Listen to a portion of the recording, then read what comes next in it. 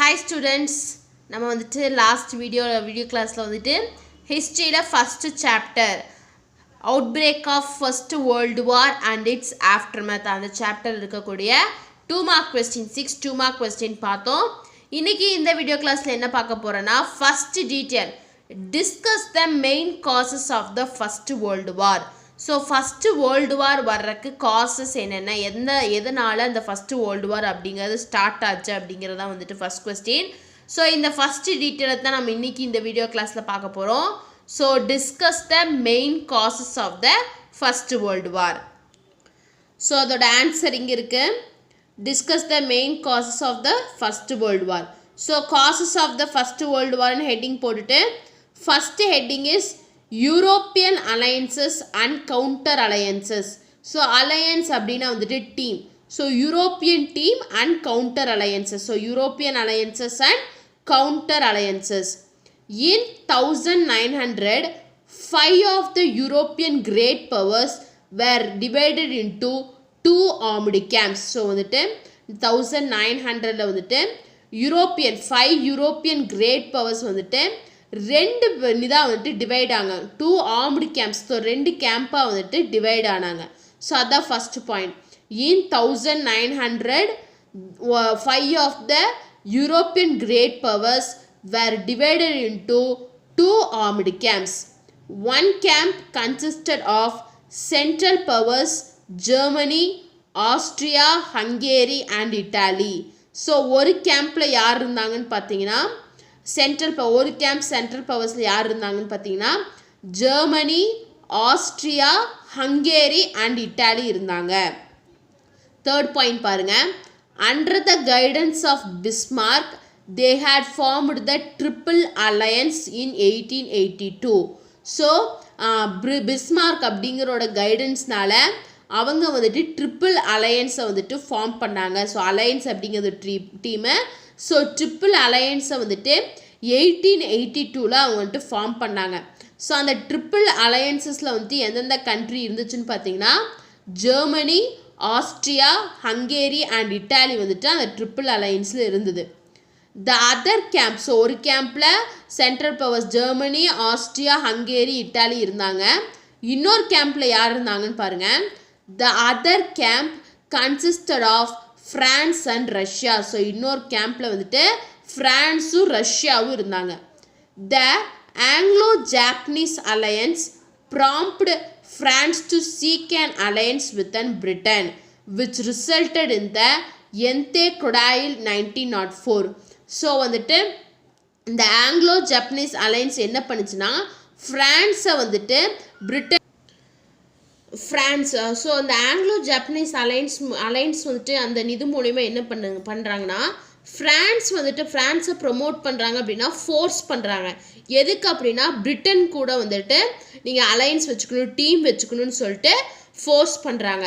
So அந்த alliance அந்த team பேர் தான் என்னென்னு பார்த்தீங்கன்னா ஆன்டே கொடாயிலே அப்படிங்கிறது. ஸோ 1904 இது நடக்குது. Britain reached an agreement with Russia and formed the triple ante of Britain, France and Russia. So Britain வந்துட்டு ரஷ்யா கூட வந்துட்டு ஒரு அக்ரிமெண்ட் போடுறாங்க. ஸோ அது மூலயமா இவங்க வந்துட்டு ட்ரிபிள் ஆன்டே வந்துட்டு ஃபார்ம் பண்ணுறாங்க. ஸோ அந்த ட்ரிபிள் ஆன்டேல யார் யார் இருக்கான்னு பார்த்தீங்கன்னா பிரிட்டன், ஃப்ரான்ஸ் அண்ட் ரஷ்யா இருக்காங்க. ஸோ இதான் வந்துட்டு first European alliances and counter alliances. So European alliances and counter அலையன்சஸில் ஃபஸ்ட்டு பாயிண்ட் வந்துட்டு in 1900 5 of the European great powers were divided into 2 armed camps. So 1900 European 5 great powers வந்துட்டு 2 கேம்பாக பிரிகிறாங்க. ஒரு கேம்பில் யார் இருக்கான்னு பாருங்கள். 1 camp consisted of central powers Germany, Austria, Hungary and Italy இருக்காங்க. யாரோட கைடன்ஸ்ன்னு பார்த்தீங்கன்னா under the guidance of Bismarck they had formed the triple alliance in 1882. So இவங்க ஒரு கேம்ப். இன்னொரு கேம்ப் யாருன்னு பாருங்க. the other camp consisted of France and Russia. So இன்னொரு கேம்பில் ஃப்ரான்ஸ் அண்ட் ரஷ்யா இருக்காங்க. the Anglo-Japanese alliance prompted the France to seek alliance with Britain which resulted in the Ante-Crodile 1904. So வந்துட்டு இந்த Anglo Japanese alliance வந்துட்டு ஃப்ரான்ஸை வந்துட்டு force பண்ணுது. எதுக்கு அப்படின்னா பிரிட்டன் கூட அலைன்ஸ் அதாவது டீம் வச்சுக்கணுன்னு. ஸோ அதனால Ante-Crodile வந்துட்டு வருது 1904. ஸோ இந்த பிரிட்டன் வந்துட்டு லாஸ்ட்டாக வந்துட்டு பிரிட்டன் என்ன பண்ணுறாங்கன்னா ரஷ்யா கூட ஒரு அக்ரிமெண்ட் சைன் பண்ணுறாங்க. ஸோ அது மூலிமா அந்த ட்ரிபிள் ஆன்டேவை அவங்க ஃபார்ம் பண்ணுறாங்க. ஸோ இதான் வந்துட்டு European alliance and counter alliance. Next heading is violent forms of nationalism. So nationalism தேசப்பற்று தேச வெறி சொல்லுவாங்களே, ஸோ தான் நேஷனலிசம். ஸோ அந்த நேஷனலிசத்தோட வயலண்ட் ஃபார்ம்ஸ் என்னன்னு பாருங்கள். With the growth of nationalism the attitude of my country right or wrong I support it developed.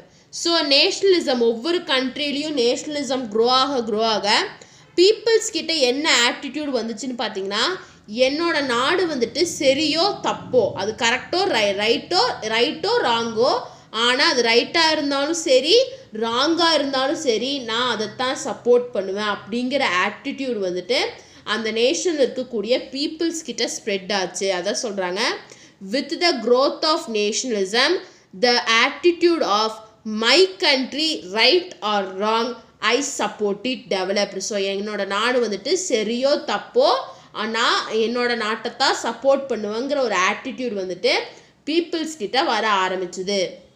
England jingoism, France chauvinism and Germany ஸ்குல்தர் were militant forms of nationalism contributing decisively to the outbreak of the war. So இந்த இங்கிலாண்டோட jingoism அப்படின்னா வந்துட்டு இந்த jingoism சாவிசம் குல்தர் இது எல்லாமே வந்துட்டு military ஃபோர்ஸஸில் முதல்ல jingoism வந்துட்டு இந்த மிலிட்ரியிலே ஒரு வெறி இருக்கும், அதான் ஜிங்கோயிசம். சாவிசம் அப்படிங்கிறது வந்துட்டு ஜிங்கோயிசம் சாவிசம் இது எல்லாமே வந்துட்டு சண்டை போட்டு தான் நம்ம எல்லா பவரையும் வாங்கணும் அப்படிங்கிற ஒரு கான்செப்ட் இருக்குது, எல்லாமே அதை பேஸ் பண்ணுது. ஸோ இந்த மூணு வந்துட்டு நேஷ்னலிசத்துக்கு வந்துட்டு ஒரு மிலிட்டன்ட் ஃபார்ம்ஸாக இருந்தது. ஸோ இதுதான் வந்துட்டு ஃபஸ்ட்டு வேர்ல்டு வார் வர்றதுக்கு முக்கியமான காரணமாக இருந்துச்சு அப்படிங்கிறாங்க. ஸோ செகண்ட் காஸ் என்ன, violent forms of nationalism. So first point வந்துட்டு நேஷ்னலிசம் க்ரோ ஆக பீப்புள்ஸ் ஒவ்வொரு நேஷனில் இருக்கக்கூடிய பீப்புள்ஸ்க்கு வந்துட்டு ஒரு ஆட்டிடியூடு வந்தது. என்ன ஆட்டிடியூட்னு பார்த்தீங்கன்னா, my country right or wrong I support it, என்னோட நாடு சரியா தப்போ நான் அதைத்தான் சப்போர்ட் பண்ணுவேன் அப்படிங்கிற ஆட்டிடியூட் வந்துச்சு. நெக்ஸ்ட்டு இங்கிலாண்டோட ஜிங்கோயிசம், ஃப்ரான்ஸோட சாவிசம், ஜெர்மனியோட குல்தர் இது எல்லாமே வந்துட்டு நேஷ்னலிசத்தோட மிலிட்டன்ட் ஃபார்ம்ஸு. இதுதான் வந்துட்டு ஃபஸ்ட்டு வேர்ல்டு வார் வர்றதுக்கு முக்கிய காரணமாக இருந்துச்சு. நெக்ஸ்ட்டு பாருங்கள், aggressive attitude of German emperor. So third cause என்னென்னு பார்த்தீங்கன்னா aggressive attitude of German emperor. So ஜெர்மனை ரூல் பண்ண எம்பரர் பேர் தான் என்னென்னு பார்த்தீங்கன்னா கேசியர் வில்லியம். அவர் எப்படின்னா ரொம்பவே அக்ரஸிவ், தான் பிடிச்சது நான் வச்சதா சட்டம் அப்படின்னு நினைக்கிறவர். ஸோ அவர் அந்த அக்ரஸிவ் ஆட்டிடியூட்னா அதுதான், நான் வைக்கிறதா நான் சொல்கிறதான் கரெக்டு, நான் சொல்கிறதான் சட்டமாக வரணுங்கிற ஒரு ஆட்டிடியூட். ஸோ அதான் next one. Emperor kaiser William II of Germany was ruthlessly assertive and aggressive. நான் சொன்னேன்ல, இந்த ஜெர்மனியோட கேசியர் வில்லியம் II எம்பரர் வந்துட்டு ரொம்பவே அக்ரஸிவான ரொம்ப ஹார்ஷான ஒரு person. Napoleon's defeat at Trafalgar 1805, Germany's aggressive diplomacy and rapid building of naval bases convinced Britain that a Germany navy could be directly only against her. So நெப்போலியனோட defeat ட்ராஃபல்பர்கில் நெப்போலியனோட defeat என்ன ஆச்சுன்னு பார்த்தீங்கன்னா, இந்த ஜெர்மனிக்கு ஒரு அக்ரஸிவ் டிப்ளமசி அதாவது கூட்டணி வச்சுக்கிற மாதிரி இருந்தது. ஸோ அது மூலயமா அவங்க என்ன பில்ட் பண்ணாங்கன்னா நேவல் பேசஸ் அப்படின்னா வந்துட்டு இந்த கடற்படைன்னா சொல்கிறாங்களே, ஸோ அதுதான் நேவல் பேசஸ். ஸோ இந்த நேவல் பேசஸை வந்துட்டு அவங்க ரொம்ப ஃபாஸ்ட்டாக பில்ட் பண்ணி பிரிட்டனை கன்வின்ஸ் பண்ணாங்க. என்ன கன்வின்ஸ் பண்ணாங்கன்னா, இந்த ஜெர்மன் நேவி வந்துட்டு ஜெர்மன் நேவி வந்துட்டு யாருக்கு எகெயின்ஸ்டாக இருப்பாங்கன்னு பார்த்தீங்கன்னா அந்த இன்னொரு இதுக்கு எகெயின்ஸ்டாக பிரிட்டனுக்கு எகெயின்ஸ்டாக இருப்பாங்க அப்படிங்கிற ஒரு கான்செப்ட் வந்துட்டு வந்தது. Britain embarked on the naval race which heightened the tension between the two powers. So Britain வந்துட்டு அவங்களோட நேவல் ரேஸை வந்துட்டு எம்பார்க் பண்ணுறாங்க. ஸோ அது மூலயமா இந்த ரெண்டு பவர்ஸுக்கும் நடுவில் ஒரு டென்ஷன் வந்துட்டு உண்டாச்சு. ஸோ இதான் வந்துட்டு aggressive attitude of German emperor third cause. Fourth cause என்னன்னு பார்த்தீங்கன்னா hostility of France towards Germany. So hostility அப்படின்னா என்னென்னா பகை உணர்வுன்னு சொல்லுவாங்களா, அதுதான் வந்துட்டு ஹாஸ்டிலிட்டி. ஸோ இந்த ஃப்ரான்ஸுக்கு ஜெர்மனி மேலே ஒரு பகை இருந்தது, தீராத பகை இருந்தது. அதுவும் வந்துட்டு இந்த வேர்ல்டு வார் 1 வரைக்கும் ஒரு காஸ் தான். அதாவது fourth cause is hostility of France towards Germany. France and Germany were old rivals. So ஃப்ரான்ஸும் ஜெர்மனி வந்துட்டு ரொம்ப முன்னாடி இருந்தே ரொம்ப பகையாக இருக்கக்கூடிய ஒரு 2 நாடு தான்.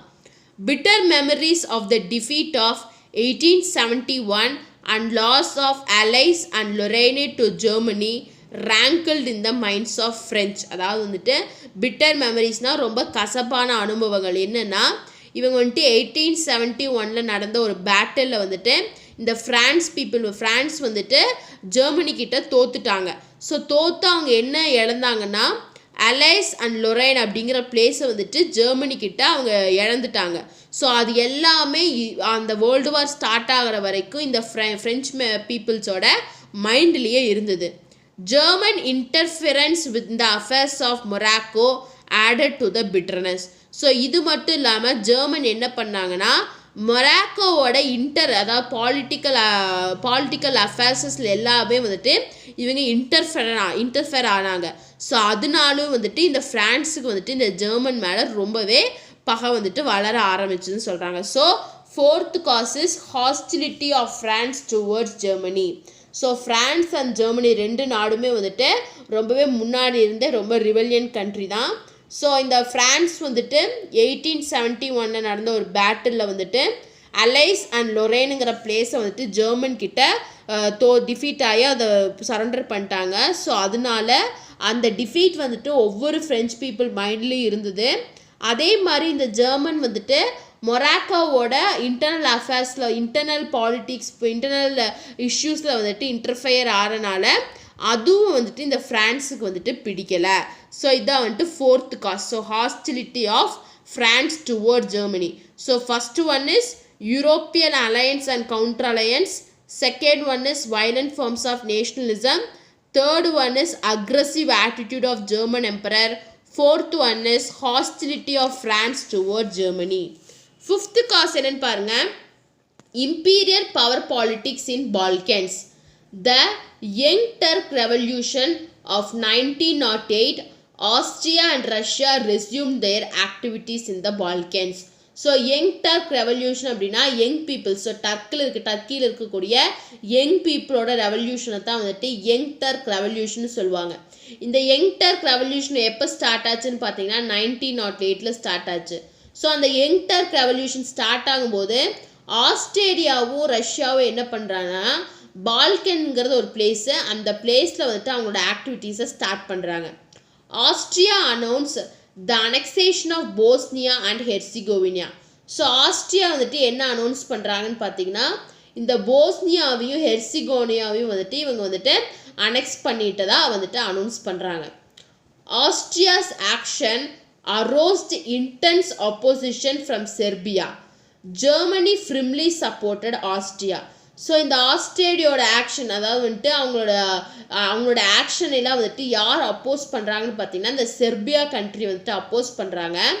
ஸோ இந்த ஜெர்மனியோட சப்போர்ட் யாருக்கு இருக்குதுன்னு பார்த்தீங்கன்னா ஆஸ்ட்ரியாவுக்கு தான் இருக்குது. The enmity between Austria and Serbia led to the outbreak of war in 1904. So இந்த ஆஸ்ட்ரியாவுக்கும் செர்பியாவுக்கும் நடுவில் இருந்த அந்த எனிமினிட்டி, அந்த இதுதான் வந்துட்டு வேர்ல்டு வார் 1 ஸ்டார்ட் ஆகிறதுக்கு வந்துட்டு ஒரு அவுட் பிரேக்காக இருந்துச்சு அப்படின்னு சொல்கிறாங்க. 1914 ஸ்டார்ட் ஆகுது. So fifth cause is imperial power politics in Balkans. So இந்த யங் டர்க் ரெவல்யூஷன் அப்படிங்கிறது வந்துட்டு 1908 யங் டர்க் ரெவல்யூஷன் வந்துட்டு ஸ்டார்ட் ஆகுது. ஆஸ்ட்ரியாவும் ரஷ்யாவும் அவங்கவுங்க ஆக்டிவிட்டீஸை வந்துட்டு பால்கன்ஸில் ஸ்டார்ட் பண்ணுறாங்க. ஸோ ஆஸ்ட்ரியா என்ன அனௌன்ஸ் பண்ணுறாங்கன்னா இவங்க வந்துட்டு போஸ்னியா அண்ட் ஹெர்சிகோனியாவோட அனெக்சேஷனை பற்றி இவங்க அனௌன்ஸ் பண்ணுறாங்க. ஸோ ஆஸ்ட்ரியா வந்துட்டு எடுக்கக்கூடிய எல்லா ஆக்ஷன்ஸுக்கும் எகெயின்ஸ்டாக யார் இருக்காங்கன்னா செர்பியா வந்துட்டு இருக்காங்க. ஸோ ஜெர்மனி என்ன பண்ணுறாங்கன்னா ஆஸ்ட்ரியா வந்துட்டு சப்போர்ட் பண்ணுறாங்க செர்பியாவுக்கு எகெயின்ஸ்டாக. ஸோ இந்த ஆஸ்ட்ரியாவுக்கும் செர்பியாவுக்கும் நடுவில் இருந்த அந்த எனிமினிட்டி தான் வந்துட்டு வேர்ல்டு வார் ஒன்னா வந்துட்டு அவுட் பிரேக் ஆச்சு அப்படின்னு சொல்கிறாங்க. So next cause, sixth cause என்னன்னு பார்த்தீங்கன்னா Balkan wars. Turkey was a powerful country in the south west of Europe in first half of the 18th century. So 18th century ஹாஃபில் யார் வந்துட்டு ரொம்பவே யூரோப்போட சவுத் வெஸ்ட் ரீஜனில் ரொம்பவே நல்ல பவர்ஃபுல்லான கண்ட்ரி எதுன்னு பார்த்தீங்கன்னா இந்த டர்க்கி. ஸோ அதான் சொல்கிறாங்க, Turkey was a powerful country in the south west of Europe in the first half of the 18th century. 18th centuryயில் ஃபஸ்ட்டு ஹாஃப் தான் வந்துட்டு இந்த டர்க்கி வந்துட்டு ரொம்ப பவர்ஃபுல்லான கண்ட்ரியாக இருக்காங்க. Both the Turks and their subjects of different nationalities in the Balkans. So டர்க்ஸும் Turkish பீப்புளும் அவங்கள சப்போர்ட் பண்ணக்கூடிய டிஃப்ரெண்ட் நேஷ்னாலிட்டிஸும் எங்கே வந்து ஜாயின் ஆகுறாங்க, பால்கனில் வந்துட்டு ஜாயின் ஆகுறாங்க. There were rivalries among Greece, Serbia and Bulgaria, later Montenegro for the control of it.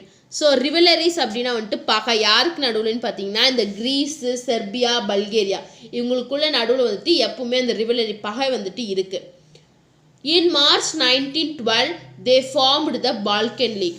So வந்துட்டு 1912 அவங்க என்ன ஃபார்ம் பண்ணுறாங்க, பால்கன் லீக்கை வந்துட்டு ஃபார்ம் பண்ணுறாங்க. The second Balkan war ended with the signing of Treaty of Bucharest in August 1913. So second Balkan war வந்துட்டு எப்படி end ஆகுதுன்னு பார்த்தீங்கன்னா ஒரு ட்ரீட்டி மூலயமா எண்ட் ஆகுது. அந்த ட்ரீட்டி என்னென்னு ட்ரீட்டின்னு பார்த்தீங்கன்னா ட்ரீட்டி ஆஃப் புக்காரெஸ்ட் அப்படிங்கிற ட்ரீட்டி எப்போ சைன் ஆகுதுன்னு பார்த்தீங்கன்னா ஆகஸ்ட் 1913 சைன் ஆகுது. So sixth causes Balkan wars. So வந்துட்டு ஃபஸ்ட்டு 18th centuryயோட ஃபஸ்ட்டு ஹாஃபில் யூரோப்பில் இருக்கக்கூடிய சவுத் வெஸ்ட் ரீஜனில் இருக்கக்கூடிய கண்ட்ரீஸில் டர்க்கி தான் ரொம்ப பவர்ஃபுல்லான கண்ட்ரி. ஸோ டர்க்கீஸும் டர்க்கீஸை சப்போர்ட் பண்ணக்கூடிய அதர் நேஷன்ஸ் எல்லாமே பால்கன்ஸில் வந்துட்டு அசம்பிள் ஆகுறாங்க.